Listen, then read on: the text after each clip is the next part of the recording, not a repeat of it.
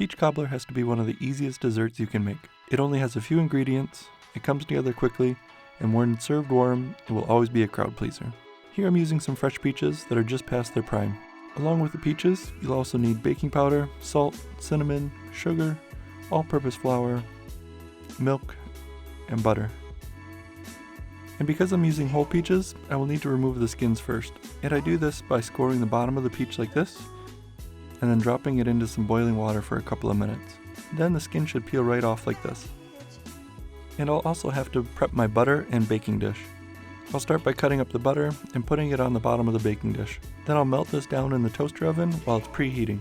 And it will really only need a few minutes, so make sure you keep an eye on it. And once it's melted and starting to brown a little bit on top, you'll take it out and set it aside while we go slice up the peaches. I like to cut around the whole peach in two places like this, so that way I can try and peel the peach away from the pit.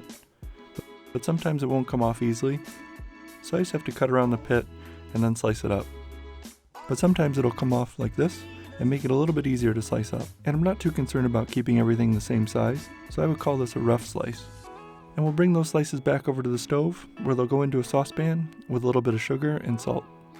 We have to cook these ahead a little bit, because the cook time really isn't long enough to break them down completely.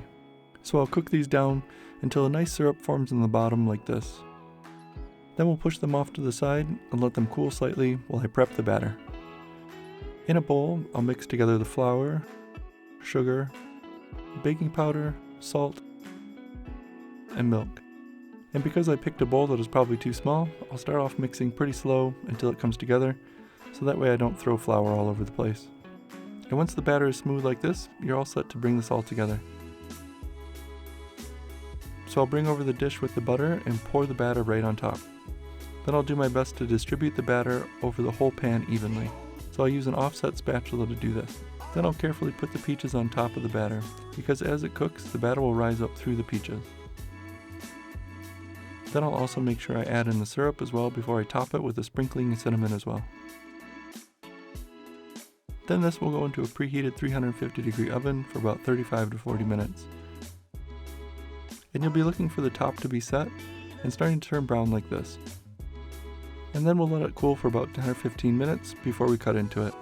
And once cooled, we'll scoop out some into a dish, and then I like to top mine with a little bit of vanilla ice cream too. But whipped cream also works really well here too if you have it. And there you have it, a pretty simple dessert that can be pulled together really quick. I hope you give this a try, and if you do, let me know how it turned out down in the comments below. Thanks for watching, and I'll see you in the next one.